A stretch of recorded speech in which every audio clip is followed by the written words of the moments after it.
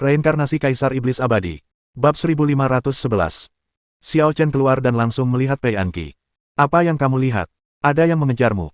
Pei Anqi tampaknya sama sekali tidak menyadari kehilangannya, dan masih terhubung dengan yang kedua ketika Zhu Kui menariknya ke ruang lain.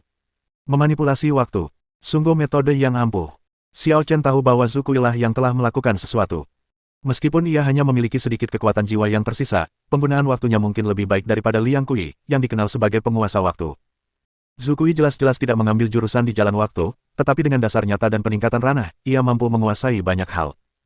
Terlebih lagi, Zhu Kui adalah putra tertua Zulong, generasi kedua dewa, dan orang yang benar-benar berbakat. Jam berapa? Pei Anqi masih tidak mengerti apa yang dibicarakan Xiao Chen. Ia sendiri sama sekali tidak tahu. Tidak apa-apa, ayo pergi. Aku akan membawamu kembali ke keluarga kerajaan Daluo. Kata Xiao Chen. Kau akan pergi ke Eldar sendirian. Pei Anqi jelas-jelas menyadari sesuatu. Xiao Chen akan pergi ke Sukuro, tetapi dia tidak berencana untuk membawanya bersamanya. Nah, kamu kan sekarang Ratu Daluo, jadi kamu tidak bisa seenaknya berkeliaran, kan? Kata Xiao Chen, karena kamu sudah memegang jabatan ini, kamu harus bertanggung jawab. Baiklah kalau begitu. Meskipun Pei Anqi enggan, dia hanya bisa mengangguk ketika melihat Xiao Chen telah mengambil keputusan. Baginya, tahta tidaklah penting. Jika memungkinkan, dia akan turun tahta tanpa ragu-ragu dan kemudian berkeliling dunia bersama Xiao Chen. Tapi Xiao Chen tidak membiarkannya mengikutinya, pasti ada alasannya. Jika dia terus membuat masalah, itu akan menyulitkan Xiao Chen. Angel, aku ingin membicarakan sesuatu denganmu. Xiao Chen tiba-tiba berkata dengan sedikit malu. Ini pertama kalinya Pei Anqi melihat Xiao Chen seperti ini. Setelah terdiam sejenak, ia menutup mulutnya dan tersenyum. Ada apa? Aku tidak bisa menggunakan heksagram itu. Aku mungkin akan memberikannya kepada orang lain. Kata Xiao Chen. Tidak. Pei Anqi langsung menolak, dengan nada agak marah. Terakhir kali senior Suetian memintamu, kau bilang barang-barang yang kuberikan padamu, bahkan sebagai hiasan, tidak boleh diberikan kepada orang lain. Kenapa kau berubah pikiran sekarang? Jadi, aku sedang membicarakan ini denganmu. Kata Xiao Chen. Pei Anqi telah mempertaruhkan nyawanya untuk merebut heksagram itu, dan jika dia memberikannya kepada orang lain tanpa mengatakan sepatah kata pun, Xiao Chen akan merasa bersalah. Tetapi heksagram mengandung energi yang sangat kuat, dan akan menjadi pemborosan sumber daya jika hanya digunakan sebagai hiasan. Kepada siapa kau akan memberikannya? Pria atau wanita? Tanya Pei Anqi. Seorang wanita. Jawab Xiao Chen lugas. Wah, beraninya kau bilang begitu. Wajah Pei Anqi memucat. Ia mengulurkan tangannya di depan Xiao Chen dan mendengus, kembalikan heksagram itu padaku. Kalau kubiarkan kau memberikannya pada wanita lain, lebih baik aku sendiri yang menggunakannya. Kalau kamu mau pakai sendiri, tentu saja boleh, asal jangan sampai terbuang sia-sia. Xiao Chen mengeluarkan heksagram itu dan menyerahkannya kepada Pei Anqi. Pei Anqi memegang heksagram itu, ragu sejenak, lalu bertanya, kepada siapa kau berencana memberikannya? Kepada rekan Taomu. Dia pernah bertanya kepada Xiao Chen apakah dia punya pasangan Tao, dan Xiao Chen menjawab ya. Heksagram adalah sesuatu yang sangat penting, Xiao Chen hanya akan memberikannya pada orang yang paling penting, jadi dia menduga itu adalah pasangan Tao Xiao Chen. Bukan, dia adikku, kata Xiao Chen. Emas kekacauan dimurnikan menjadi busur raksasa, dan untuk menggerakkan busur raksasa itu, seseorang harus memiliki kultivasi pribadi yang sangat kuat.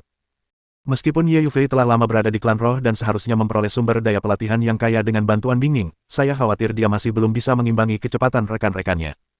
Heksagram dapat membantunya bertransformasi. Kakak. Pei Anqi terkejut dan meninju Xiao Chen dengan canggung. Kamu punya adik, kenapa kamu tidak memberitahuku lebih awal? Kamu membuatku salah paham. Lalu, dia mengembalikan heksagram itu ke tangan Xiao Chen dan berkata, ambillah. Ingat untuk memberitahunya bahwa ini dariku. Xiao Chen. Baiklah, baiklah. Kau tidak perlu mengantarku. Pergilah ke Sukuro dan temukan adikmu. Tapi ingat, aku akan menunggumu di menara kanonisasi saat waktunya tiba. Jangan ingkar janjimu. Setelah Pei Anqi selesai berbicara, dia terbang menuju kerajaan Daluo. Wanita sangat pelin-pelan. Xiao Chen menggelengkan kepalanya tanpa daya, dan dengan pikirannya, dia memasuki makam reinkarnasi. Ada yang tahu lokasi Eldar? Kasih aku koordinatnya. Xiao Chen menyampaikan pesan di makam Samsara.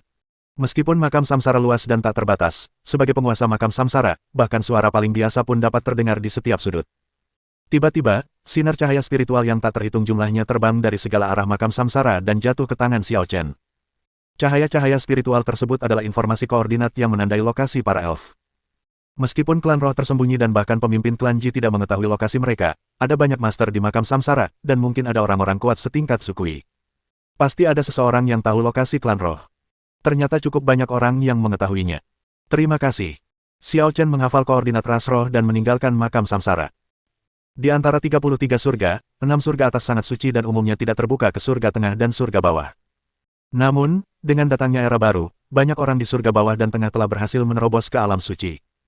Oleh karena itu, selama periode khusus ini, langit atas membuka susunan teleportasi, yang memungkinkan para jenius yang telah mencapai alam suci untuk pergi ke langit atas. Susunan teleportasi didirikan di surga Tuola, salah satu dari 9 surga tengah. Ketika Xiao Chen tiba di susunan teleportasi Tuoluotian, dia menemukan tidak banyak orang yang mengantri. Lagi pula, syarat minimum untuk mencapai surga atas adalah menjadi seorang jenius di alam suci. Mustahil ada orang di sana setiap hari, hanya 1 atau 2 yang akan muncul sesekali.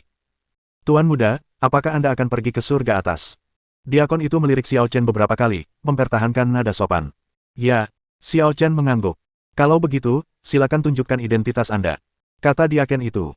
Identifikasi. Xiao Chen mengerutkan kening. Apakah ini perlu? Tentu saja, ini aturannya. Untuk pergi ke surga atas, kau harus mendaftar dan melapor kepada atasan, dan kau harus memiliki setidaknya tingkat kultivasi alam suci. Kata diaken itu dengan nada serius. Apakah menurutmu tingkat kultivasiku tidak bisa mencapai alam Sein? Tanya Xiao Chen. Baiklah. Kata diaken itu dengan malu, beberapa hal berada di luar kendali pribadi saya. Anda harus memiliki sertifikasi yang berwenang. Xiao Chen mengerti setelah mendengar ini. Sekalipun dia menunjukkan kekuatan alam sucinya sekarang, itu akan sia-sia karena diaken itu berstatus rendah dan tidak dapat mengambil keputusan. Apa itu sertifikasi resmi? Tanya Xiao Chen. Pergilah ke keluarga Ouyang. Mereka bertanggung jawab atas semua urusan sertifikasi. Kata pengurus itu. Keluarga Ouyang telah melahirkan seorang jenius tak tertandingi yang telah menjalin hubungan dengan sekte besar di langit atas. Oleh karena itu, langit atas telah mempercayakan tugas ini kepada keluarga Ouyang. Pergi ke keluarga Ouyang untuk sertifikasi pasti akan membutuhkan biaya, jadi bersiaplah. Penyalahgunaan kekuasaan untuk keuntungan pribadi. Xiao Chen mendesah. Di alam dewa ini, pertukaran kepentingan juga terjadi di mana-mana. Tidak ada yang salah dengan membatasi akses ke surga atas. Namun, ketika jelas bahwa hanya dengan menunjukkan kultivasi tingkat Sein dan memenuhi standar saja seseorang akan lolos, mereka bersikeras untuk memiliki sertifikasi resmi. Jelaslah bahwa keluarga Ouyang bermaksud menghasilkan uang pada saat ini. Lagi pula, kebanyakan dari mereka yang berhasil menembus alam suci berasal dari keluarga bangsawan ternama dengan latar belakang yang luar biasa. Keuntungan dari memeras orang-orang ini tidak bisa diremehkan. Bab 1512. Keluarga Ouyang. Xiao Chen tiba-tiba teringat sesuatu, merenung dalam hati, lalu bertanya lagi, siapa nama jenius tak tertandingi dari keluarga Ouyang yang kau sebutkan? Sepertinya namanya Ouyang Wushuang. Kata diaken itu. Kakak Ouyang Yi. Xiao Chen tidak menyangka bahwa keluarga Ouyang ini adalah keluarga Ouyang Yi. Kalau begitu, mungkin sebaiknya aku pergi dan melihatnya. Bagaimana caraku menemui keluarga Ouyang? Dekat sini. Lurus ke timur. Kurang dari setengah jam lagi sampai. Baiklah, kalau begitu aku akan pergi ke keluarga Ouyang dulu. Setelah Xiao Chen selesai berbicara, dia terbang ke arah timur. Keluarga Ouyang juga merupakan keluarga yang terkenal dan bergengsi di surga Tuoluo dengan sejarah yang panjang. Meskipun tidak setenar keluarga Ji, setidaknya setara dengan keluarga kerajaan Daluo. Terlebih lagi, setelah perubahan dunia yang tiba-tiba, keluarga kerajaan Daluo mengalami kemunduran dan kekalahan, sedangkan keluarga Ouyang, sebaliknya, semakin makmur dan mencapai tingkat yang lebih tinggi. Tidak, mungkin terbang langsung ke surga ke-9. Saat ini, tidak ada seorang pun yang berani menentang keluarga Ouyang di Tuoluotian.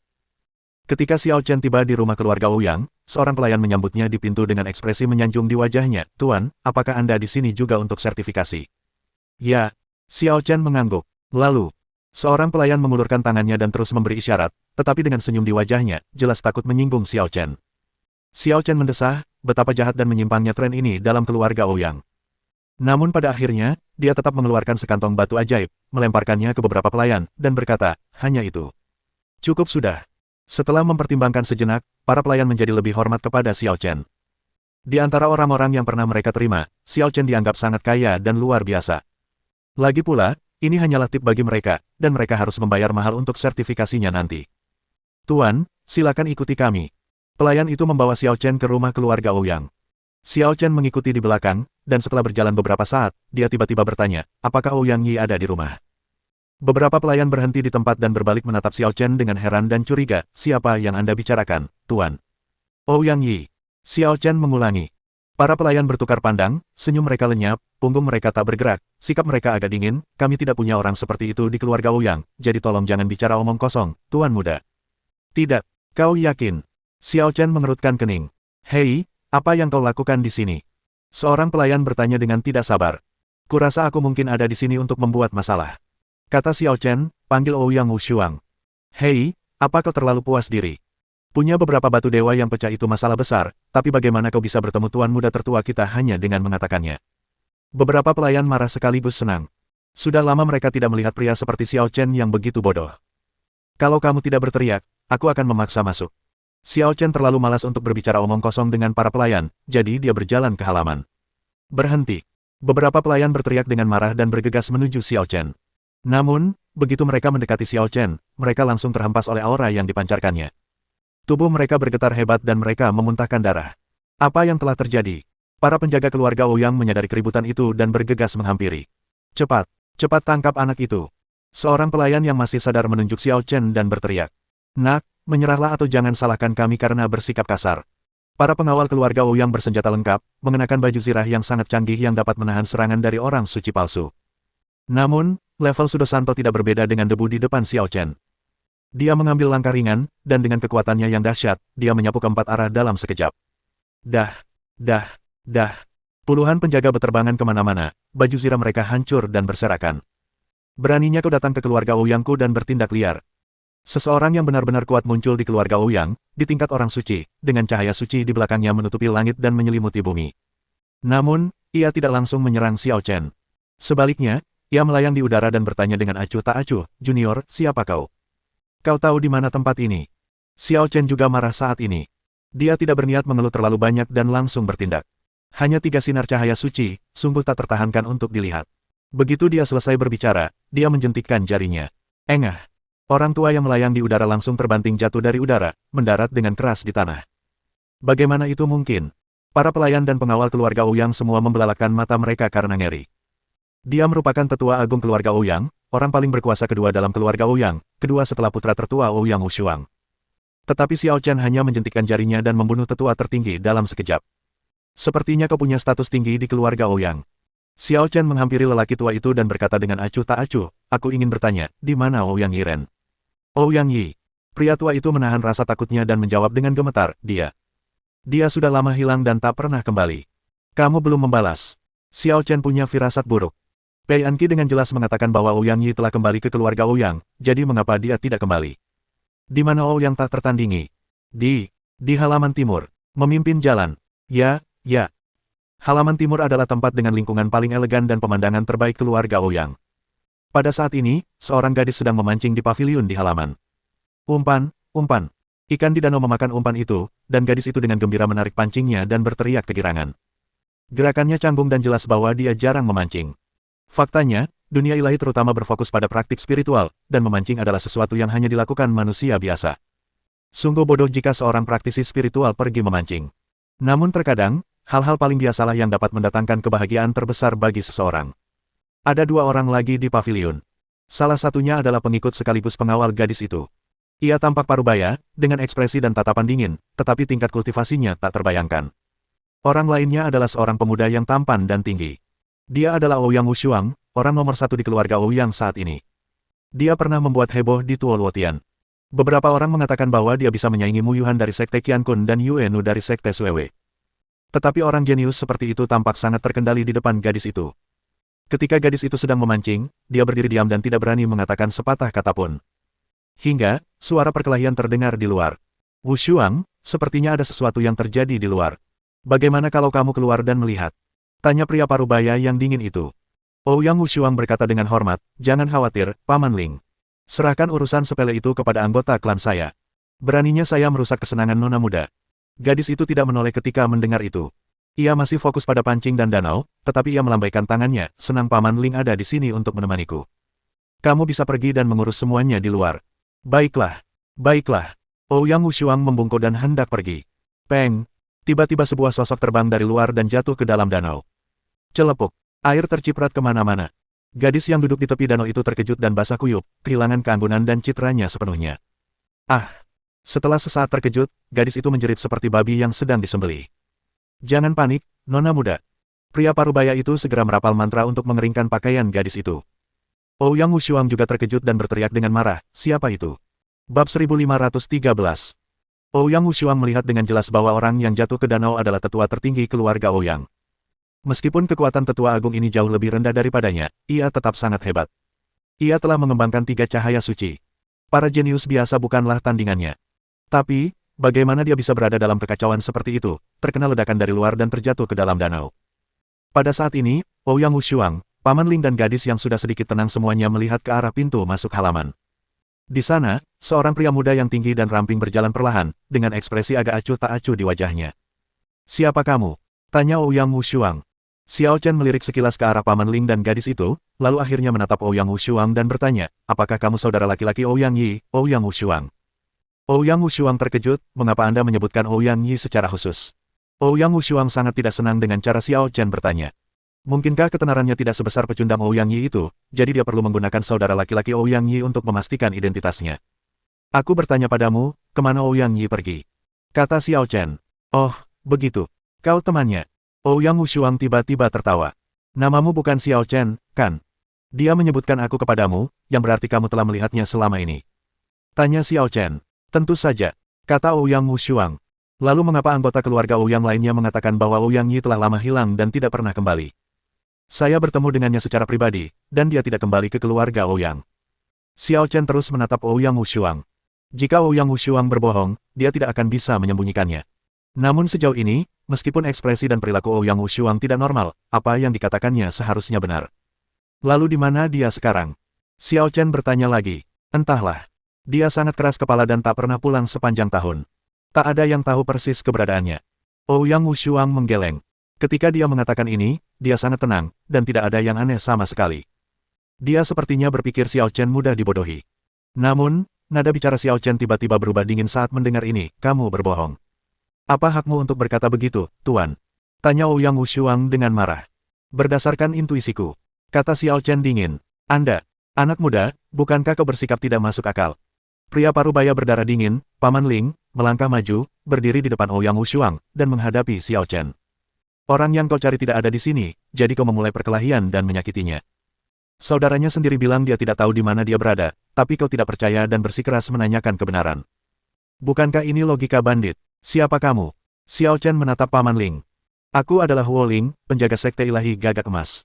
Kultus gagak emas." Xiao Chen bergumam pelan saat mendengar ini. "Ya, kalian mungkin belum pernah mendengarnya. Itu karena kami berasal dari surga atas," kata Huo Ling dengan nada bangga, "dan bahkan di surga atas, kultus ilahi gagak emas adalah kekuatan transenden. Jadi, kamu bukan dari keluarga Ouyang," kata Xiao Chen. "Kalau begitu, itu tidak ada hubungannya dengan masalah ini. Selama kamu tidak ikut campur, aku tidak akan mempersulitmu." "Apa-apaan ini?" Huo Ling membelalakan matanya, mengira dia salah dengar. Niat awalnya membual seperti ini adalah untuk mengintimidasi Xiao Chen. Lagi pula, sekte super dari langit atas pasti punya kekuatan pencegah yang dahsyat di langit tengah ini. Orang normal manapun akan waspada dan takut setelah mendengar ini. Namun, kenyataannya agak berbeda dari apa yang diharapkan. Ketika Xiao Chen mendengar tentang Sang Weitian dan Sekte Gagak Emas, kesimpulannya bukanlah bahwa mereka tidak boleh diprovokasi, tetapi bahwa mereka adalah orang luar dan tidak ada hubungannya dengan masalah ini. Yang lebih menyebalkan adalah Xiao Chen bertindak seolah-olah dia jelas tentang rasa terima kasih dan kebencian, dan mengatakan bahwa dia tidak akan mempersulit mereka. "Hehe, Paman Ling, sepertinya ada yang sedang meremehkanmu." Gadis nelayan itu menutup mulutnya dan tertawa, tubuhnya yang halus gemetar sedikit. "Kalau hal menarik seperti itu sampai tersebar ke Sekte Gagak Emas, aku khawatir ayahku dan para tetua akan bahagia selama berhari-hari. Pelindung terhormat dari Sekte Dewa Gagak Emas dibenci oleh seorang junior di surga tengah. Bajingan, kau pikir aku memohon belas kasihan? Kenapa kau tidak mempersulitku saja?" Huo Ling sangat marah dan mengangkat tangannya untuk menangkap Xiao Chen. Dia benar-benar ingin melihatnya sendiri, jadi bagaimana mungkin Xiao Chen tidak mempersulitnya. Melihat ini, Xiao Chen mundur beberapa langkah dengan anggun dan dengan cekatan menghindari tangan besar Huo Ling. "Hei, ada sesuatu." Huo Ling sedikit terkejut. Meski gerakannya sederhana, mustahil bagi orang biasa untuk menghindari penangkapannya. "Jika kalian terus melakukan ini, aku akan memperlakukan kalian semua sama." Xiao Chen memperingatkan. "Candaan." Huo Ling sangat marah dan menendang tanah dengan kaki kanannya. Ledakan. Tanah terbuka, dan beberapa retakan terbentang, bercampur dengan magma merah, seperti rantai besi panas membara, mencoba mengikat Xiao Chen.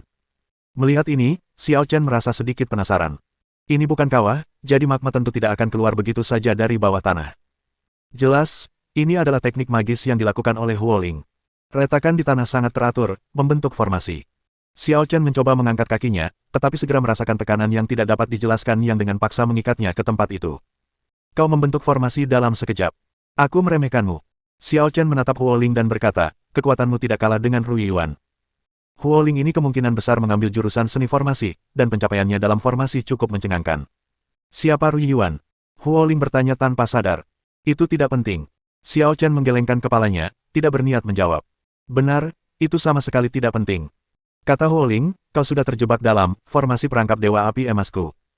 Jangankan bergerak, mengulurkan jari pun akan sangat sulit. Api emas. Mendengar ini, Xiao Chen menundukkan kepalanya dan menatap magma yang muncul dari tanah. Memang ada api emas yang membubung. Apakah kultus gagak emas benar-benar berhubungan dengan gagak emas yang legendaris? Xiao Chen sangat penasaran dengan pertanyaan ini. Dia mengira bahwa kultus Golden Crow hanyalah kelompok yang menjadi berita utama, tetapi dilihat dari api kemasannya, mereka mungkin benar-benar berasal dari garis keturunan Golden Crow. Tentu saja, Huoling tidak diragukan lagi manusia, dan seharusnya bukan gagak emas ortodoks. Hanya saja, karena beberapa alasan, ia mewarisi beberapa bakat dan kemampuan gagak emas. Di antara para dewa kuno, ada seekor gagak emas, yang setenar Zulong. Omong kosong. Apa kau pikir sekte dewa bisa disebut apapun di langit atas? Huoling mencibir. Klan dewa, sekte dewa, sekte dewa. Setiap kekuatan yang bisa disebut dewa, pasti punya dewa yang mereka sembah. Sekte dewa gagak emas menyembah salah satu dewa kuno, leluhur gagak emas. Hanya keyakinan, tidak ada hubungan darah. Lalu dari mana kau mendapatkan kemampuan api emasmu? Tanya Xiao Chen. Tentu saja. Kenapa kau banyak bertanya? Kata Huoling dengan kesal, kau sekarang tawanan kami, jadi kau harus bersikap seperti tawanan. Mendengar ini, Xiao Chen berkata tanpa daya, aku sebenarnya tidak ingin memulai perang. Aku di sini hanya untuk mencari seseorang. Kau menyerah begitu saja. Cibir Huoling, lalu berbalik menatap gadis pemancing itu. Nona, bagaimana kau akan menghadapi bocah nakal ini? Dia membuat masalah di keluarga Ouyang, dan Ouyang Wushuang harusnya yang mengurusnya. Gadis nelayan itu menatap Ouyang Wushuang. Bab 1514. Hati Ouyang Wushuang tersentuh ketika mendengar ini, dan dia berkata dengan rendah hati, Nona, apa yang Anda bicarakan? Anda di sini, bagaimana saya bisa mengambil keputusan? Lagi pula, orang ini pernah basah kuyup oleh Anda sebelumnya, jadi dia seharusnya membiarkan Anda menghukumnya. Kalau begitu aku bebas melakukan apapun padanya. Kau tidak keberatan? Tanya gadis pemancing itu sambil tersenyum. Beraninya aku. Kata Ouyang Wushuang, apapun keputusanmu, Nona muda, itu benar. Gadis pemancing itu tampak sangat gembira. Dengan tangan di belakang punggung dan dada membusung, ia berjalan perlahan mendekati Xiao Chen. Matanya yang cerah tertuju pada Xiao Chen, dan senyum menggoda tersungging di sudut mulutnya. Gadis kecil, mengapa kamu tersenyum begitu licik? Kata Xiao Chen. Gadis itu tertegun sejenak, lalu terkekeh dan berkata, kamu benar-benar menarik. Apa kamu tidak takut sampai sekarang? Apa yang kau takutkan? Apa kau akan berubah menjadi monster dan memakanku? Xiao Chen menyadari bahwa gadis ini bukan manusia. Mungkin dia memiliki garis keturunan gagak emas yang sebenarnya, tetapi dia tidak tahu apakah dia bisa berubah. Tenang saja, aku tidak makan orang. Gadis itu tertawa manis. Kau membuatku basah kuyup tadi. Menurutmu, bagaimana aku harus menghukummu? Paling-paling aku akan membiarkanmu basah lagi, itu bukan masalah besar. Kata Xiao Chen. Itu tidak akan berhasil. Statusku lebih mulia daripada statusmu. Ini tidak sepadan. Kata gadis itu. Jadi apa yang kamu katakan? Baiklah. Aku ingin kau bersumpah setia padaku dan menjadi pengikutku mulai sekarang. Kata gadis itu dengan terkejut. Tidak.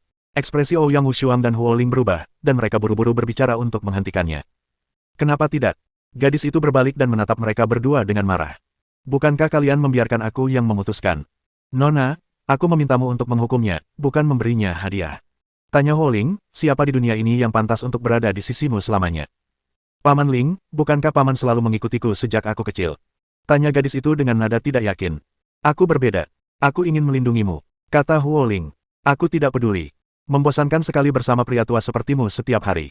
Dia sangat menarik. Aku tidak akan bosan kalau dia menemaniku. Desak gadis itu. Nona, Anda tidak bisa melakukan ini. Jika pemimpin tahu, dia tidak hanya akan mati mengenaskan, tetapi saya juga akan dihukum berat. Huoling tersenyum getir, ingin menangis tetapi tidak bisa mengeluarkan air mata. Meskipun tidak muda lagi, penampilannya selalu prima. Bagaimana mungkin dia terlihat seperti orang tua? Aku tidak takut padanya.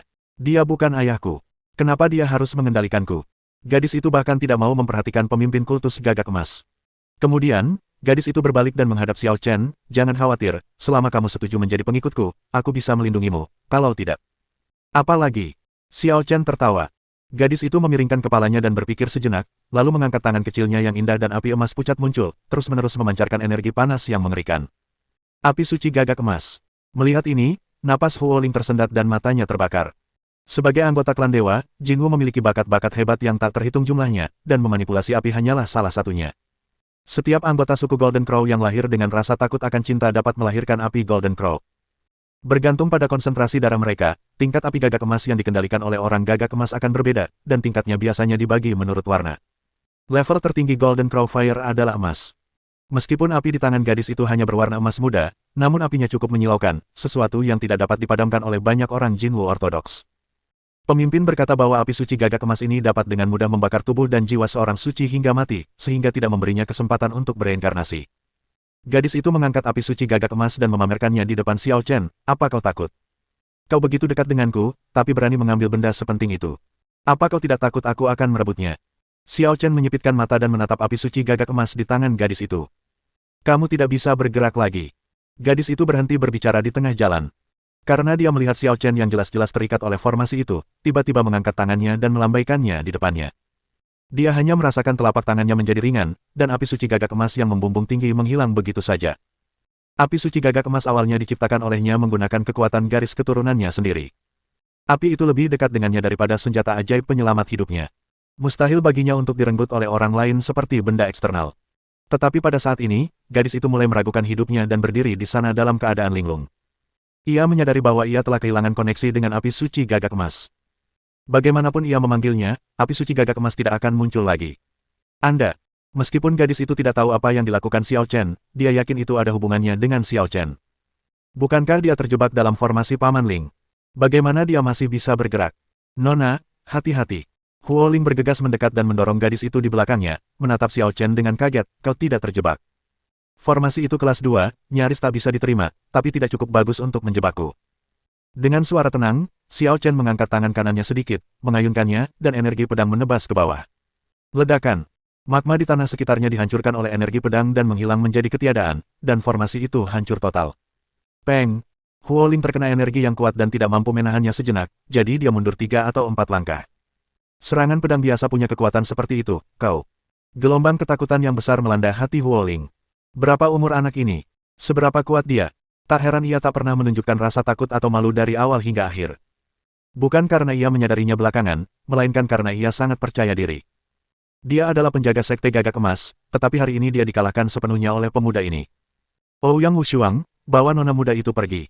Jika nona muda itu kehilangan sehelai rambut pun, kau akan dimintai pertanggungjawaban. Huo Ling menjadi serius dan auranya terus meningkat. Aku tidak akan pergi. Gadis itu bergegas maju dan menanyai Xiao Chen, mengabaikan nasihatnya, apakah kau mencuri apiku? Mendengar ini, Xiao Chen membalik telapak tangan kanannya. Huff! Api suci gagak emas muncul dan menari riang di telapak tangan Xiao Chen. Bagaimana mungkin manusia biasa bisa menjinakkan api suci gagak emas? Mata Huo Ling dipenuhi rasa tak percaya. Api suci gagak emas ada di tangan Xiao Chen dan sama sekali tidak menolaknya. Ini jelas bertentangan dengan akal sehat. Apa maksudmu manusia biasa? Xiao Chen melirik Huo Ling. Kau juga manusia. Setelah bergabung dengan kultus gagak emas, apa kau lupa orang tua dan leluhurmu?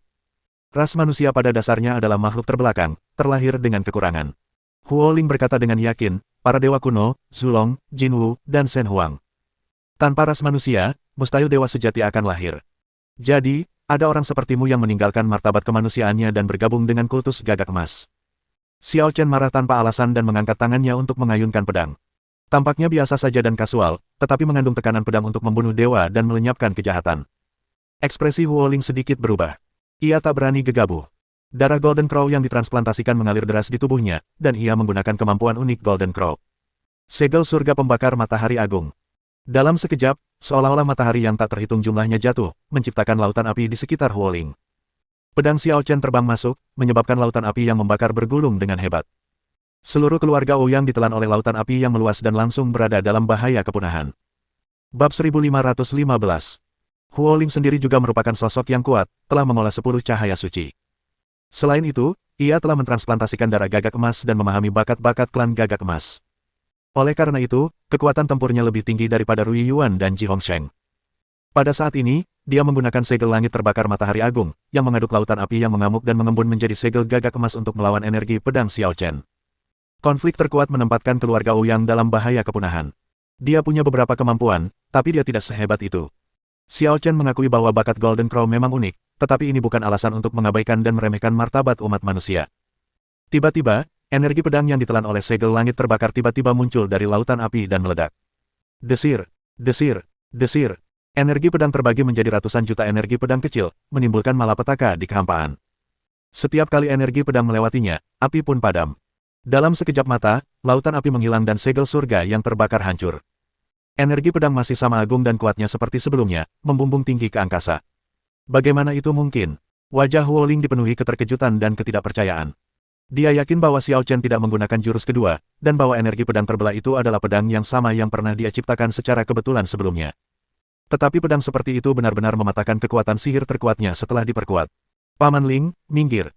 Gadis itu ketakutan ketika melihat miliaran energi pedang masih bertabrakan dan menimbulkan ancaman fatal bagi Huo Ling, dan ekspresinya berubah drastis. Ouyang Wushuang, mengapa kamu tidak bertindak? Desak gadis itu. Ouyang Wushuang ragu sejenak, lalu tiba-tiba melompat sekuat tenaga dan melemparkan gelang ke udara. Alam semesta tidak terbatas, hancurkan. Begitu mantra itu dibacakan, gelang itu memancarkan cahaya putih menyilaukan, menutupi semua energi pedang. Seperti halnya energi pedang yang memadamkan lautan api, energi pedang pun padam sepenuhnya saat bertemu dengan cahaya putih gelang tersebut. Dalam sekejap mata, suasana kembali damai, hanya menyisakan halaman yang hancur. Paman Ling, bagaimana perasaanmu? Tanya Ouyang Wushuang. Tidak apa-apa, syukurlah kamu bertindak tepat waktu. Huo Ling menghela napas lega. Paman Ling, dia bukan orang biasa. Kita hanya bisa menghadapinya jika kita bekerja sama. Kata Ouyang Wushuang. Tidak mungkin. Ini jelas bukan lawan yang bisa dikalahkan satu orang. Anak-anak muda ini sungguh tangguh. Huo Ling menggunakan sihir untuk membersihkan kotoran dan bekas luka di tubuhnya, berdiri bersama Ouyang Wushuang, dan menghadapi Xiao Chen pada saat yang sama. Gelang Qiankun. Perhatian Xiao Chen sepenuhnya tertuju pada Ouyang Wushuang. Ia bertanya dengan nada dingin, apa yang kau lakukan pada Ouyang Yi? Sahabatku, aku bingung dengan apa yang kau katakan. Dia saudaraku, apa yang bisa kulakukan padanya? Tanya Ouyang Wushuang sambil tersenyum. Lalu bagaimana gelang Qiankun miliknya bisa ada di tanganmu? Gelang Qiankunnya. Ouyang Wushuang menggelengkan kepalanya. Gelang Qiankun ini adalah pusaka keluarga Ouyangku. Hanya darah keluarga Ouyang yang bisa menggunakannya. Lagi pula, perlu kau ketahui bahwa gelang Qiankun tidak pernah mengakui Ouyang Yi sebagai pemiliknya. Itu karena orang pertama yang dikenali gelang Qiankun adalah aku. Xiao Chen merasakan firasat buruk di hatinya saat mendengar ini. Memang, Ouyang Yi mampu mengendalikan gelang Qiankun, tetapi gelang Qiankun tidak pernah mengenali tuannya. Saat ini, gelang Qiankun jelas telah menjadi senjata ajaib Ouyang Wushuang. Gelang ini dapat dikendalikan dengan bebas dan fungsinya jauh lebih kuat daripada saat masih di tangan Ouyang Yi. Ouyang Yi menggunakan gelang Qiankun, dan bahkan serangan orang suci itu tidak dapat sepenuhnya diblokir. Aku ingat Ouyang Yi pernah bilang kalau dia diam-diam mengikutimu ke tanah leluhur dan tanpa sengaja mengambil gelang Qiankun. Xiao Chen menatap Ouyang Wushuang dan berkata, jadi, saat itu kau tahu Ouyang Yi mengikutimu, dan kaulah yang memasang jebakan sejak awal, sengaja membiarkannya mengambil gelang Qiankun. Cerdas. Kata Ouyang Wushuang, aku benar-benar tidak mengerti bagaimana orang sepertimu bisa berteman dengan orang seperti Ouyang Yi. Kau menyanjungku. Baiklah, aku ingin mengucapkan terima kasih. Kata Xiao Chen dengan tenang, tapi yang membuatku bingung adalah kenapa kau repot-repot menitipkan gelang Qiankun itu pada Ouyang Yi. Baiklah, aku tidak punya komentar. Ouyang Wushuang menolak menjawab. Bahkan jika kau tidak memberitahuku, aku mungkin bisa menebaknya. Kata Xiao Chen tiba-tiba. Oh. Ouyang Wushuang berkata sambil tersenyum, aku ingin mendengar pendapatmu. Aku pernah bepergian dengan Ouyang Yi. Dia punya bakat luar biasa, salah satu yang terbaik yang pernah kutemui. Tapi entah kenapa, meskipun dia jelas berlatih keras, hasilnya selalu tidak memuaskan. Sepertinya dia selalu kekurangan sesuatu yang tak terduga. Ini pasti masalahnya dengan gelang Qiankun. Xiao Chen bertanya, apakah kau menggunakan Ouyang Yi untuk membantumu mengembangkan gelang Qiankun? Ekspresi Ouyang Wushuang menjadi gelap ketika mendengar ini, tetapi dia segera menyangkalnya, omong kosong, aku tidak tahu apa yang kamu bicarakan. Paman Ling, ayo kita lakukan bersama.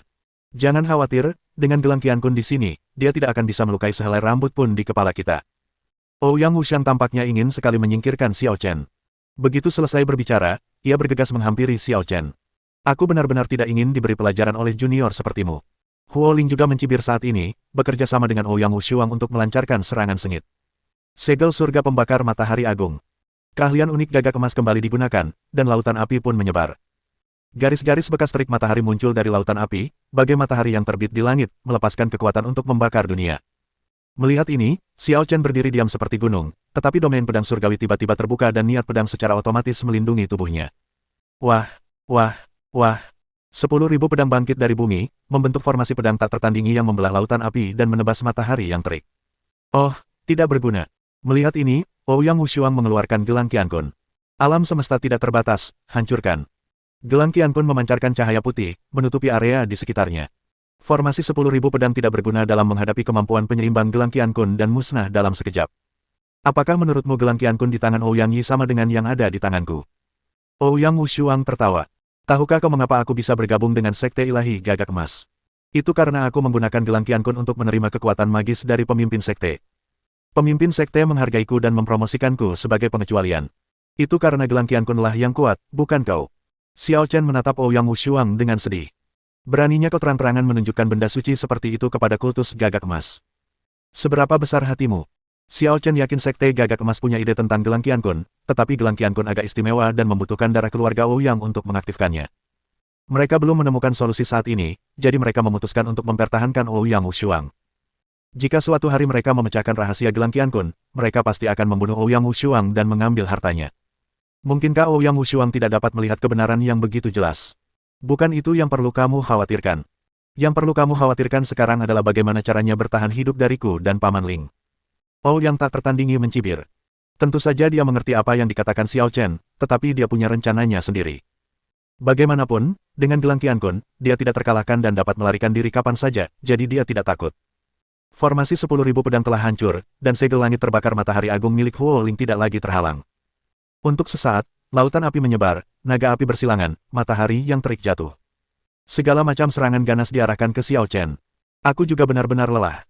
Namun, untuk pertama kalinya, Xiao Chen menunjukkan ekspresi serius, seolah-olah ia baru saja melangkah ke dunia baru. Setiap gerakannya menunjukkan kemampuannya yang tak tertandingi. Kembali ke ketiadaan.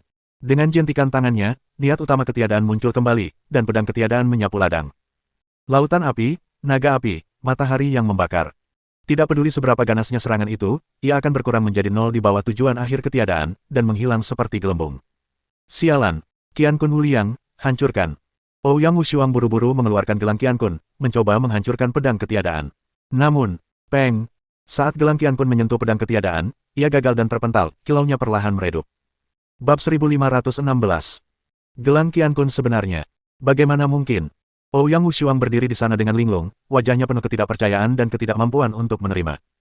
Sejak ia mengambil alih gelang Qiankun, ia menjadi tak terkalahkan. Bahkan serangan dari pemimpin Sekte Gagak Emas pun dapat dengan mudah ditangkisnya. Dia merasa bahwa gelang Qiankun maha kuasa dan tak terkalahkan.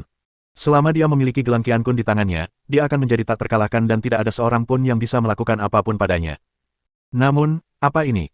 Gelang Qiankun tidak mampu menahan pedang Xiao Chen dan terpental oleh energi pedang. Mustahil. Huo Ling juga menelan ludahnya, dan untuk pertama kalinya, sesuatu yang disebut rasa takut muncul di hatinya. Dia hadir saat pemimpin menguji Ouyang Wushuang. Meskipun sang pemimpin hanya menggunakan 70% kekuatannya, Ouyang Wushuang mampu sepenuhnya memblokir serangan itu dengan bantuan gelang Qiankun. Namun gerakan Xiao Chen malah memantulkan gelang Qiankun, membuatnya tidak efektif. Bukankah ini berarti Xiao Chen memiliki sedikitnya 70% kekuatan pemimpin? Siapa pemimpin Golden Crow Cult? Di 6 surga tertinggi, pemimpin suatu agama yang dinamai dengan kata Tuhan, setara dengan inkarnasi Tuhan, dan prestasinya tak tertandingi. Mampu menyamai 70% kekuatan pemimpin jelas bukan sesuatu yang dapat dilakukan oleh generasi muda. Meskipun gelang Qiankun sepertinya menyukaimu, aku orang yang egois. Kurasa lebih tepat memberikan gelang Qiankun kepada Ouyang Yi. Xiao Chen berkata ringan, dan melambaikan tangannya dengan ringan. Gelang Qiankun yang jatuh ke tanah bergetar dan tampak berjuang, tetapi akhirnya terbang ke tangan Xiao Chen. Jelas, gelang Qiankun melawan Xiao Chen karena mengenali Ouyang Wushuang sebagai tuannya, tetapi pada akhirnya tidak mampu melawan kekuatan Xiao Chen. Kembali ke ketiadaan. Xiao Chen menggunakan niat tertinggi ketiadaan dan dengan lembut menyeka gelang Qiankun. Dalam sekejap, gelang Qiankun yang gelisah menjadi tenang, seolah telah kehilangan spiritualitasnya sepenuhnya, kembali ke keadaan biasa dan titik nol. Engah. Darah Ouyang Wushuang mengalir deras dan dia meludahkan seteguk darah. Hubungannya dengan gelang Qiankun terhapus dan dia menderita serangan balasan. Kau benar-benar bisa merapal mantra pada gelang Qiankun. Ouyang Wushuang menatap Xiao Chen seolah-olah dia monster. Xiao Chen menyimpan gelang Qiankun dan menatapnya dengan dingin, tidak ada yang mutlak, dan tidak ada kekuatan yang abadi. Gelang Qiankun hanyalah artefak istimewa. Betapa bodohnya kau menganggapnya maha kuasa. Siapa kau? Ouyang Wushuang ketakutan dan berkeringat dingin. Apa kau tidak tahu, teman Ouyang Yi? Kata Xiao Chen sambil berjalan menuju Ouyang Wushuang.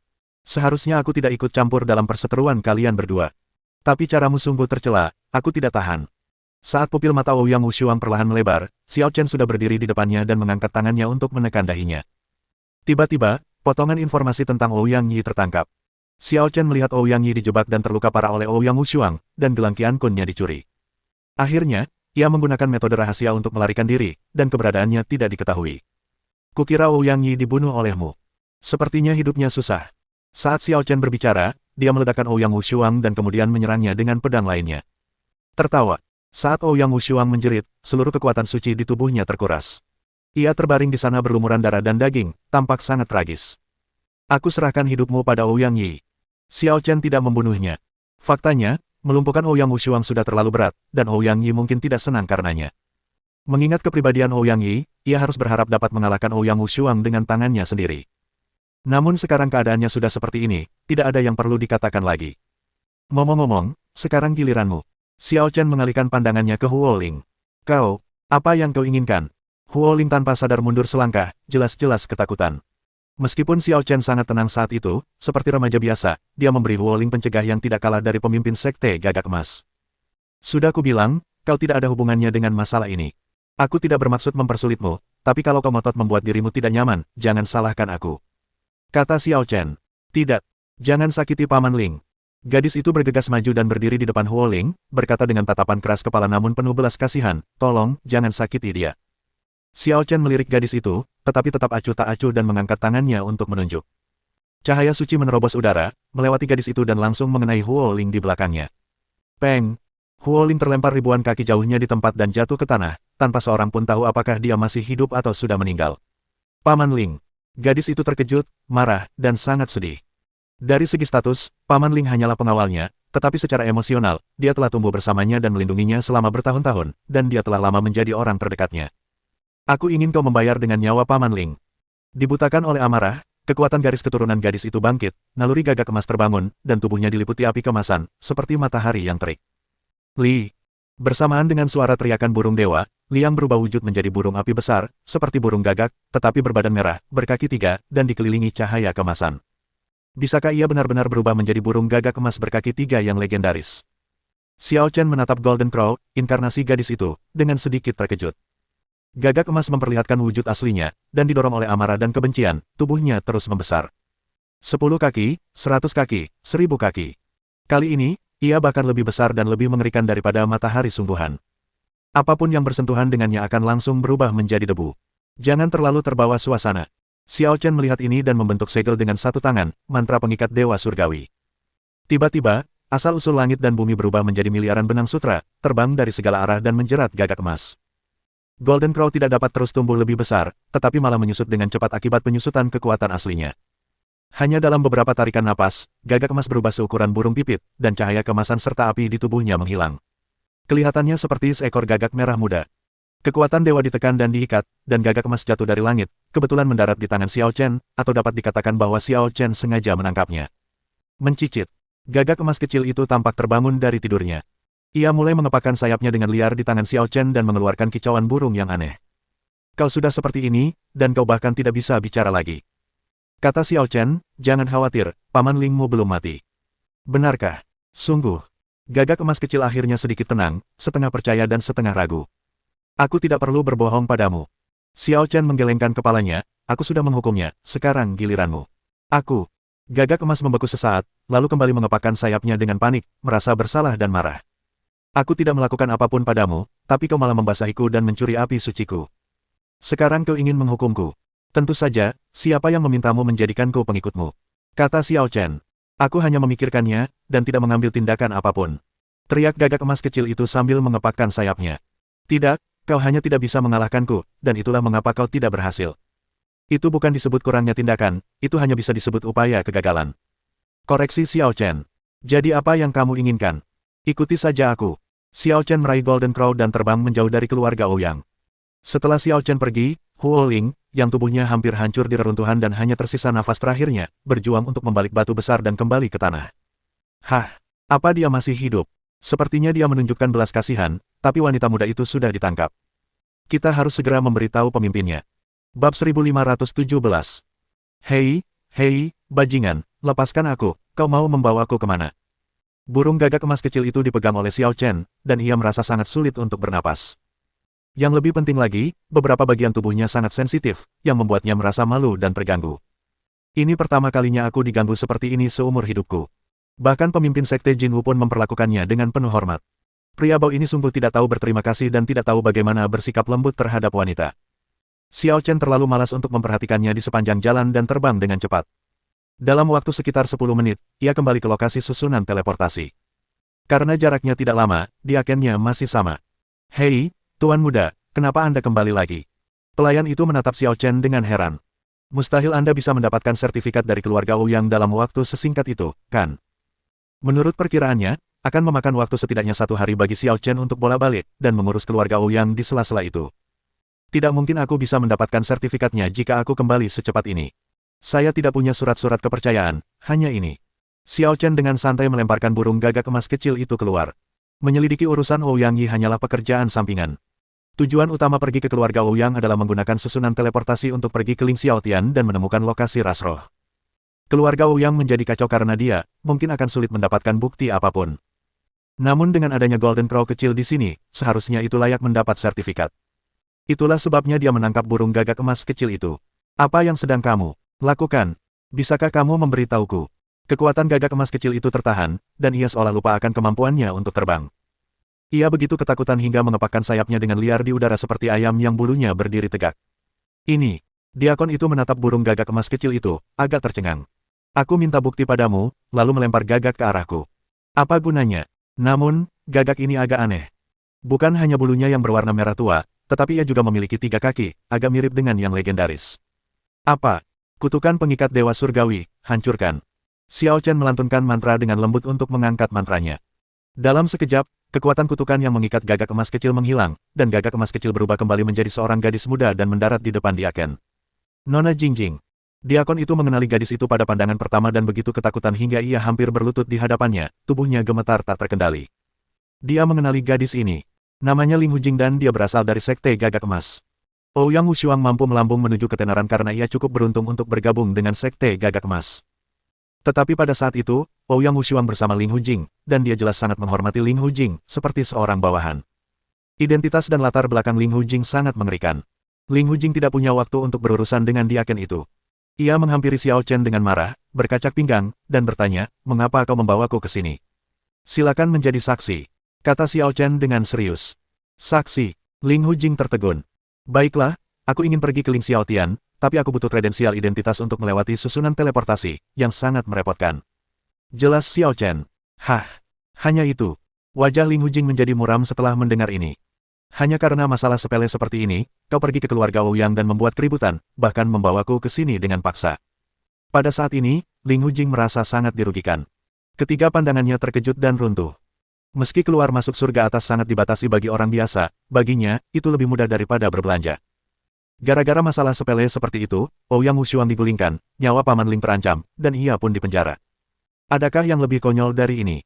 Membuat keributan besar-besaran pada keluarga Ouyang. Menyandera wanita muda itu. Diakon itu hampir pingsan karena ketakutan. Kejadian menggemparkan apa yang telah dia lakukan. Pertengkaranku dengan keluarga Ouyang adalah dendam pribadi, dan tidak ada hubungannya dengan ini. Xiao Chen menggelengkan kepala dan menjelaskan, aku menangkapmu hanya karena aku terlalu malas mengganggumu lagi, dan aku memberimu sedikit hukuman. Siapa yang menyuruhmu dan Paman Ling ikut campur urusan orang lain? Itu sama sekali tidak perlu, kata Ling Hujing sambil memegang dahinya. Dengan kekuatanmu, kenapa kau butuh bukti? Serang saja. Tidak, bunuh saja orang tua ini. Siapa yang bisa menghentikanmu? Kekuatan Xiao Chen tak terduga, dan mungkin tidak jauh lebih rendah dari pemimpin sekte gagak emas. Orang seperti itu tidak hanya tak terkalahkan di surga tengah, tetapi juga di surga atas. Dia ingin melewati susunan teleportasi. Siapa yang berani menghentikannya? Siapa yang bisa menghentikannya? Bahkan jika dia membunuh diaken ini, apakah ada yang berani meminta pertanggungjawaban Xiao Chen? Namun, yang tidak dapat dipahami Ling Hujing adalah ketika Xiao Chen dihentikan, dia malah berlari ke rumah Ouyang untuk mengambil surat keterangan. Bukankah emosinya terlalu besar? Tidak, dia jelas-jelas pemarah. Saat dia membuat masalah di keluarga Ouyang, dia sama sekali tidak menunjukkan belas kasihan. Ling Hujing bingung. Dia benar-benar tidak mengerti gaya Xiao Chen. Aku tidak sebarbar dirimu. Xiao Chen memandang Ling Hujing dengan jijik dan berkata, kalau itu aturan yang wajar, ya harus dipatuhi. Sebagai manusia, kau tetap harus punya sopan santun. Aneh sekali. Gerutu Ling Hujing. Baiklah, aku terlalu malas untuk bicara denganmu. Xiao Chen menatap Diaken itu dan berkata, gadis ini cukup penting.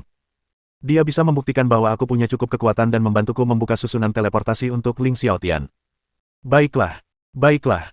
Diaken itu berkeringat deras, bagaimana mungkin dia berani mengatakan tidak. Salah satu dari 6 surga superior, Ling Xiaotian. Xiao Chen keluar dari susunan teleportasi dan menatap langit dan lingkungan alam sekitarnya. Pembagian kelasnya sungguh ketat.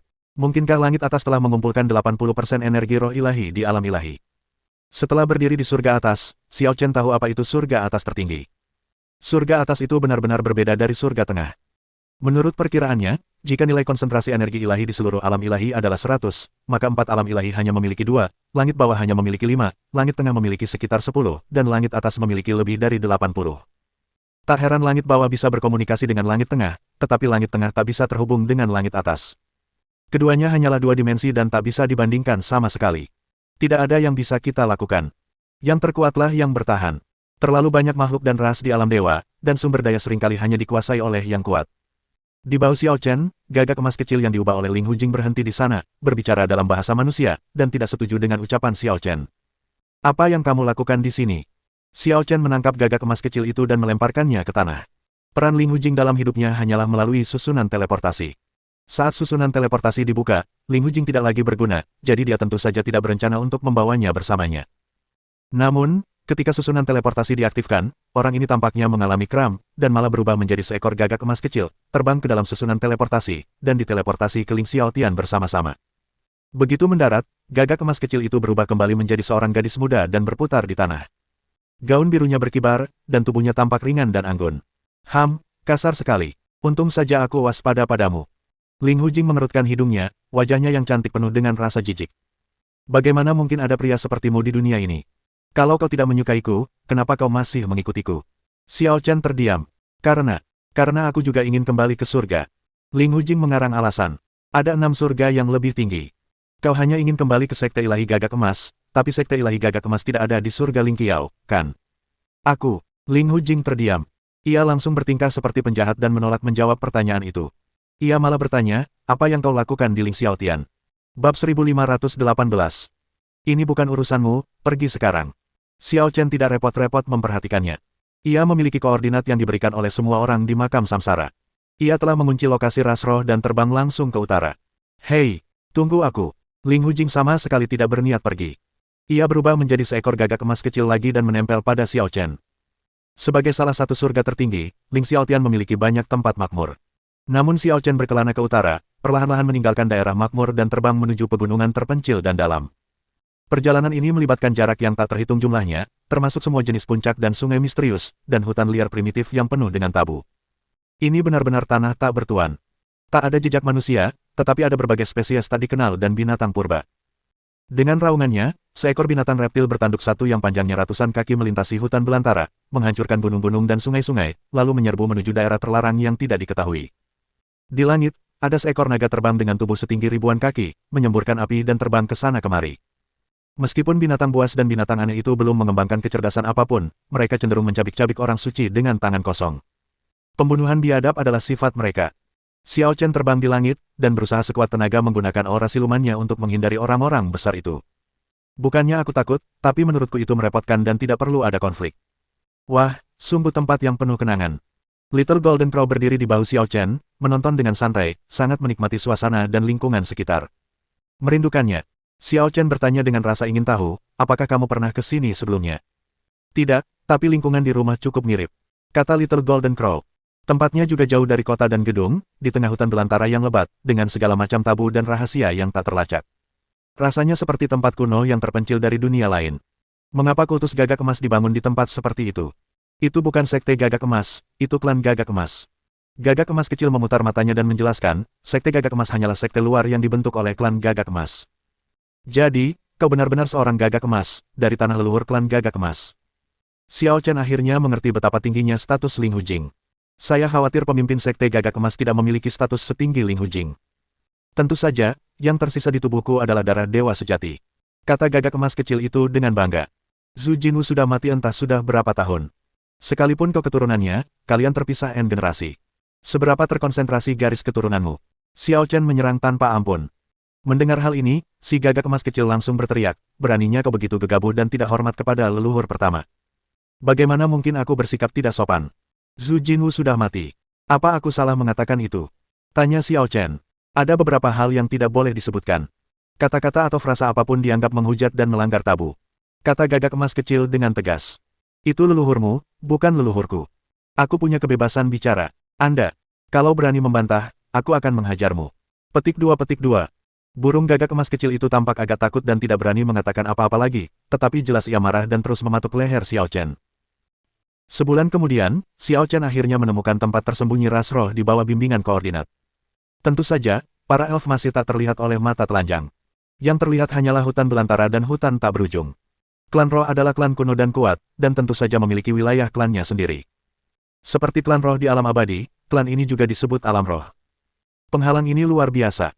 Bagaimanapun, Xiao Chen bukanlah orang biasa. Meskipun ia telah menemukan pintu masuk ke dunia spiritual, tidak mudah baginya untuk menyelinap ke dunia spiritual tanpa diketahui. Anda bisa masuk, tetapi butuh usaha. Tempat apa ini? Tanya Little Golden Crow dengan heran. Apa yang bisa kamu rasakan? Tanya Xiao Chen. Aku samar-samar merasakan sesuatu, seolah-olah ada penghalang yang sangat kuat. Gagak emas kecil itu mengepakkan sayapnya dan terbang mengelilingi Xiao Chen. Sepertinya kau punya bakat khusus. Xiao Chen menatap suatu titik di kehampaan dan berkata dengan santai, ini adalah dunia roh. Dunia roh. Gagak emas kecil terkejut. Ras roh legendaris. Apakah kamu pernah berurusan dengan Eldar? Tidak. Kata gagak emas kecil, klan roh tidak pernah melahirkan dewa sejati, jadi mereka tidak sebaik klan gagak emasku. Tapi selain klan dewa, klan roh adalah klan paling terkemuka, dan mereka cukup terkenal. Nenek moyang kalian semua sudah mati. Klan gagak emas saat ini belum tentu jauh lebih kuat daripada klan roh. Apa yang kalian pamerkan? Xiao Chen memutar matanya. Meskipun leluhurnya tidak ada di sini sekarang, dia pernah memerintah dunia dewa, dan dia pasti telah meninggalkan banyak warisan. Ini adalah sesuatu yang tak tertandingi oleh ras roh. Bantah gagak emas kecil. Oke, kalian Golden Crows nomor 1 di dunia. Xiao Chen terlalu malas untuk berdebat dan memfokuskan perhatiannya pada pintu masuk. Lagi pula, kita di sini untuk mengunjungi saudara, bukan untuk mencuri. Nggak perlu sembunyi-sembunyi. Xiao Chen memikirkan status Bing Ning yang luar biasa di dunia spiritual, jadi ia tidak repot-repot menyembunyikan keberadaannya. Ia langsung meninju pintu masuk ke dunia spiritual yang tersembunyi di kehampaan. Ledakan. Dengan suara keras, kekuatan tinju melonjak, mengguncang seluruh dunia. Binatang buas yang tak terhitung jumlahnya di sekitar berlarian ketakutan, tidak dapat menghindarinya. Kasar sekali. Cibir Little Golden Crow. Sebelum kau diizinkan masuk ke dalam susunan teleportasi, kau bilang kau punya prinsip. Sekarang kau mengunjungi roh-roh dan kau menggunakan tinjumu. Dasar munafik. Xiao Chen. Beraninya kau. Ini tempat suci bagi para roh. Siapa yang berani bertindak liar? Saat diserang, raungan marah datang dari dunia spiritual oleh makhluk yang sangat kuat. Dalam sekejap, area dalam radius 1000 mil dihukum oleh surga, dengan kilat dan guntur, dan tampaknya langit dan bumi tidak sanggup menahan tekanan luar biasa ini. Gagak emas kecil itu berdiri di bahu Xiao Chen, tak kuasa menahan amarahnya. Hatinya merinding dan ia mengeluh, sudah kubilang, main-main saja dan membuatku marah. Kenapa kau tidak kabur saja? Kenapa kau lari? Kalau tidak, kita bahkan tidak akan bisa melewati gerbang. Kata Xiao Chen dengan nada tidak setuju, situasinya berbeda. Kita harus bisa beradaptasi dengan situasi ini. Kita lihat saja nanti bagaimana nasibmu. Xiao Jinwu sudah membuat rencana. Jika situasinya tidak tepat, dia akan kabur sendirian. Sekalipun Xiao Chen menimbulkan masalah, itu tidak akan memengaruhinya. Wow! Di atas kehampaan, pintu penghalang tiba-tiba muncul dan terbuka. 4 sosok transenden terbang keluar dan menghalangi Xiao Chen. Awalnya mereka sedikit ragu setelah melihat Xiao Chen. Karena Xiao Chen masih terlalu muda, mereka hampir tidak dapat menerima bahwa Xiao Chen lah yang menyerang dunia spiritual. Namun setelah memeriksa daerah sekeliling dan tidak menemukan sosok lain, akhirnya dia bertanya, apakah kamu orang yang menyerang penghalang itu? Saya Xiao Chen, seorang junior. Saya harus bergabung dengan ras roh karena suatu alasan, jadi saya terpaksa melakukan hal terakhir ini. Saya harap Anda bisa memaafkan saya. Xiao Chen sangat sopan. Bagaimanapun, ras roh telah menyelamatkan banyak orang di dunia peri, dan dia selalu mengingat kebaikan ini. Klan roh telah lama terisolasi dari dunia dan tidak menerima orang luar. Silakan pergi. Melihat sikap baik Xiao Chen, pria kuat dari klan roh itu melembutkan nadanya. Aku sudah jauh-jauh datang ke sini, tapi bagaimana mungkin aku pergi begitu saja tanpa bertemu orang yang ingin kutemui? Xiao Chen menggelengkan kepalanya. Siapa yang ingin kau temui? Tanya peri kuat itu sambil mengerutkan kening. Xiao Chen berpikir sejenak dan berkata, Bing Ning. Ekspresi keempat elf kuat itu sedikit berubah. Bab 1519. Xiao Chen merenung dan menyebutkan nama-nama Ye Yufei, Xiao Yingsui, dan yang lainnya. Roh-roh kuat itu mungkin tidak mengenal mereka, tetapi Bing Ning pasti berbeda. Seperti yang diharapkan, dilihat dari reaksi keempat orang ini, Bing Ning memiliki status yang luar biasa dalam ras roh. Kamu kenal Bing Ning? Tanya Eldar. Kamu dari mana? Alam abadi Yan Huang. Kata Xiao Chen. Keempat ahli itu bertukar pandang, mengangguk, dan berkata kepada Xiao Chen, tunggu sebentar, saya akan mengirim pesan kembali untuk melapor. Terima kasih. Di tempat suci di dunia spiritual di mana orang luar tidak diizinkan masuk, Bing Ning sedang berlatih. Tiba-tiba sebuah pesan masuk dan dia menangkapnya di tangannya. Setelah membaca pesan itu, dia tiba-tiba berdiri, dengan senyum di wajahnya, orang ini, akhirnya ada di sini. Bing Ning, aku belum pernah melihatmu tersenyum seperti ini sebelumnya. Ada apa? Sebuah suara asing terdengar di kegelapan ruang rahasia. Ada teman yang datang, aku akan menjemputnya. Kata Bing Ning. Teman. Suara itu semakin bingung. Apakah mereka yang pernah menjelajahi dunia sebelumnya? Tidak, ini seseorang yang belum pernah kamu temui. Kata Bing Ning sambil tersenyum. Oh, sepertinya sikapmu terhadap pria ini berbeda. Tanya suara itu. Apakah ada yang istimewa darinya? Aku tidak tahu bagaimana menggambarkannya, dan aku sudah lama tidak bertemu dengannya, tapi aku yakin kalau kalian melihatnya, kalian akan terpesona olehnya. Kata Bing Ning dengan yakin. Kau bercanda, kan? Satu-satunya orang di dunia ini yang benar-benar bisa membuatku takjub adalah beberapa putra Tuhan itu. Apa menurutmu dia sebanding dengan putra Tuhan? Aku tidak tahu apakah dia bisa menyaingi putra dewa, tapi dia jelas berbeda dari yang lain. Dia punya pesona uniknya sendiri. Kau akan mengerti begitu bertemu dengannya. Kata Bing Ning. Di alam abadi, dialah satu-satunya pilar pendukung. Bahkan aku menghormatinya. Kau belum membangkitkan ingatanmu sebelumnya, jadi pikiran dan pemahamanmu saat itu tidak cukup untuk menjelaskan apapun. Sekarang, kau seharusnya tahu bahwa kau adalah reinkarnasinya, dan kau telah mendapatkan kembali sebagian ingatannya. Apa kau masih menganggapnya begitu luar biasa? Baiklah, aku tidak akan memberitahumu. Lagi pula kau tidak akan bisa memahaminya. Bing Ning tertawa. Baiklah, aku akan menjemputnya. Sampai jumpa. Setelah berkata demikian, Bing Ning menghilang begitu saja. Di pintu masuk dunia roh, Xiao Chen sedang menunggu, dia sangat sabar dan tidak terburu-buru. Tiba-tiba, bunga-bunga es di kehampaan layu, seperti kristal, membuka jalan dengan konsepsi artistik yang indah. Sosok yang anggun dan ramping berjalan di sepanjang jalan kristal. Wah, indah sekali. Teriak si gagak emas kecil kegirangan, tidak tahu apakah yang dipujinya adalah jalan atau orangnya. Xiao Chen, kamu akhirnya sampai di sini, tapi kamu agak lambat. Gadis itu bertubuh ramping, terbungkus kerudung, berkulit cerah, dan bertubuh tinggi langsing. Ia berjalan di jalan kristal bak dewi dalam lukisan, melamun dan samar. Apakah kamu? Bing Ning. Xiao Chen tenggelam dalam pikirannya, tampak ragu. Masih ragu sedikit. Bing Ning langsung menahan senyumnya, menyilangkan tangan di dada, memiringkan badan, lalu mendengus kesal. Penampilanmu berubah drastis, aku jadi tidak bisa terbiasa. Kata Xiao Chen malu. Apakah kamu tidak melihatku tumbuh dewasa? Bing Ning tidak puas dengan penjelasan ini. Setelah keluar dari makam roh, bentuk tubuh Bing Ning berubah. Awalnya, Bing Ning lebih kecil dari Xiao Yingsui dan tampak berusia sekitar 8 atau 9 tahun. Setelah keluar dari makam roh, dia berubah menjadi seorang gadis berusia 15 atau 16 tahun, tingginya hampir sama dengan Ye Yufei. Sekarang dia berada di alam dewa, ingatannya sebagian telah terbangun, bentuk tubuhnya menjadi lebih baik dan ramping, dan dia hampir setinggi Xiao Chen. Kesan pertama seseorang sangat penting. Menurutku, tinggi badanmu hanya setinggi ini. Xiao Chen memberi isyarat beberapa kali dengan tangannya sejajar dengan perut Bing Ning. Mesum.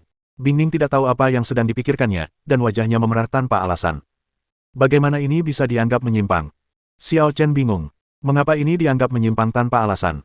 Ya, dia memang cabul besar. Seru gagak emas kecil sambil berteriak di bahu Xiao Chen.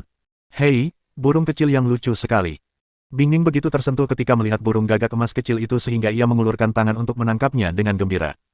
Namun, gagak emas kecil itu bergidik dan terbang dari bahu kiri Xiao Chen ke kanan, menghindari penangkapan. Nona, hargai dirimu sendiri. Aku gagak emas, bukan burung. Gagak emas. Bing Ning tertegun. Di belakang mereka, ekspresi keempat roh kuat itu juga sedikit berubah. Jinwu, bagaimana mungkin mereka tidak tahu? Itulah ras dewa sejati, yang melahirkan dewa sejati dan lebih kuat dari para elf.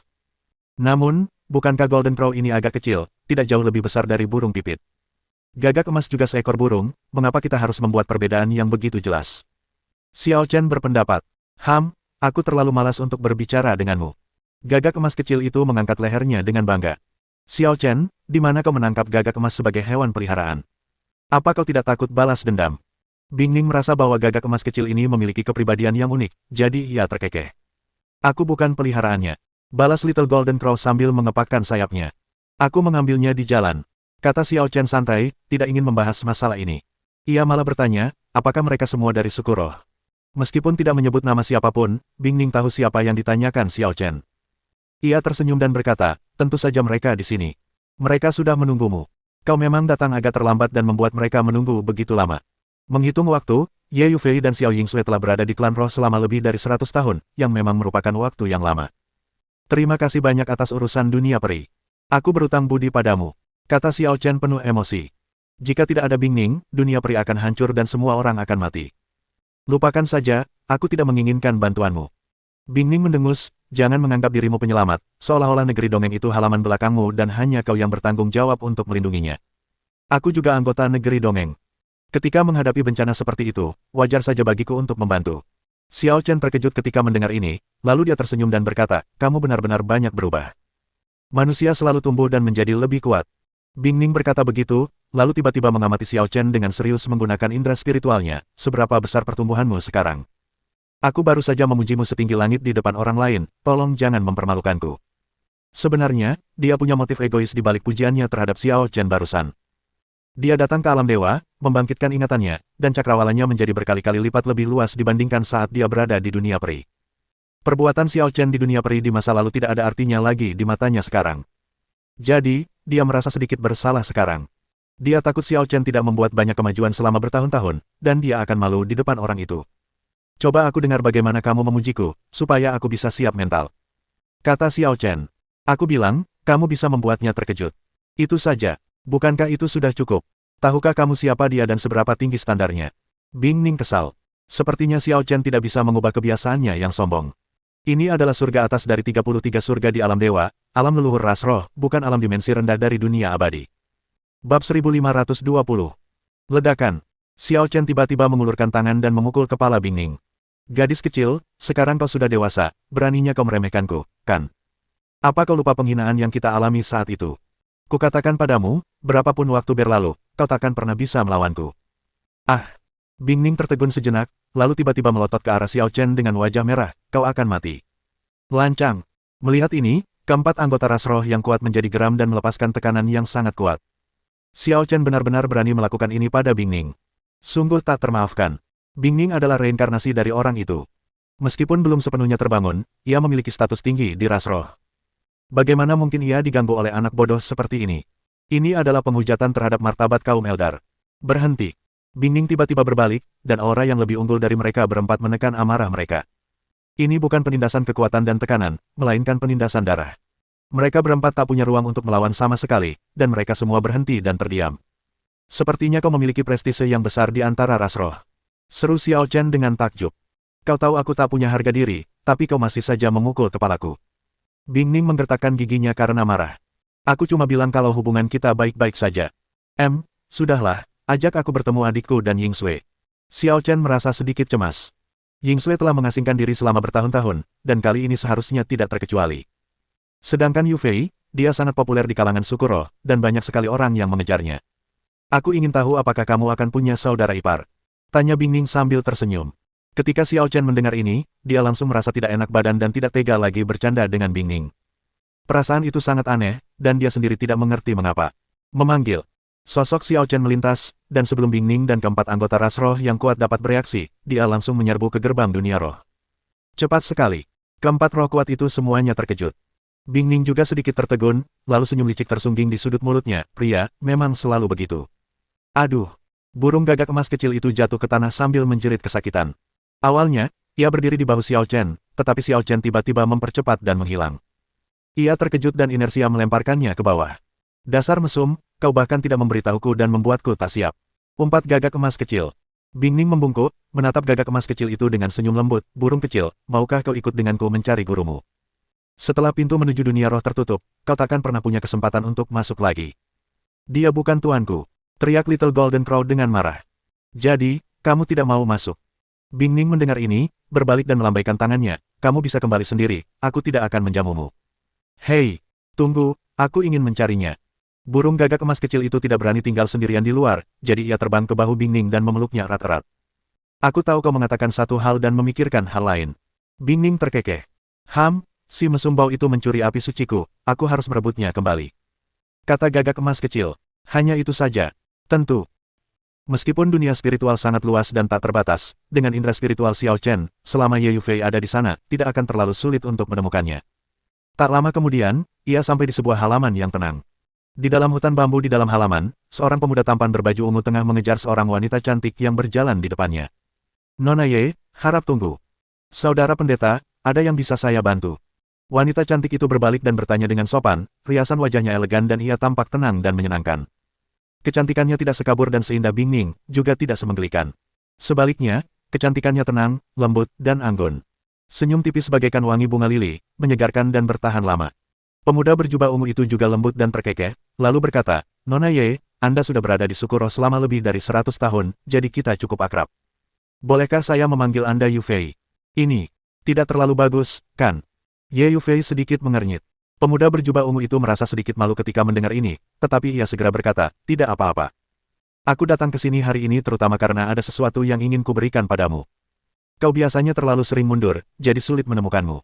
Setelah berkata demikian, dia mengeluarkan sebuah kotak giok dan membuka tutupnya. Di dalam kotak giok itu, ada permata yang memancarkan cahaya menyilaukan. Barang ini disebut mutiara roh surgawi. Mutiara ini lahir dan dipelihara oleh alam, membutuhkan jutaan tahun untuk terbentuk. Aku membayar mahal untuk menemukannya. Nona Ye, bawalah mutiara roh surgawi bersamamu. Mutiara ini tidak hanya akan memperkuat akar spiritualmu dan meningkatkan keterampilanmu, tetapi juga menjaga kecantikanmu. Ini terlalu berharga, aku tidak bisa menerimanya. Ye Yufei mundur beberapa langkah dan menggelengkan kepalanya untuk menolak. Nona Ye, betapapun berharganya sesuatu di dunia ini, itu tidak lebih berharga daripada senyum bahagiamu. Jangan khawatirkan tanganku. Pemuda berbaju ungu itu melangkah maju dan mencoba memasukkan mutiara roh surgawi ke tangan Ye Yufei. Ye Yufei tidak punya pilihan selain mundur lagi dan lagi, berniat untuk berbalik dan melarikan diri.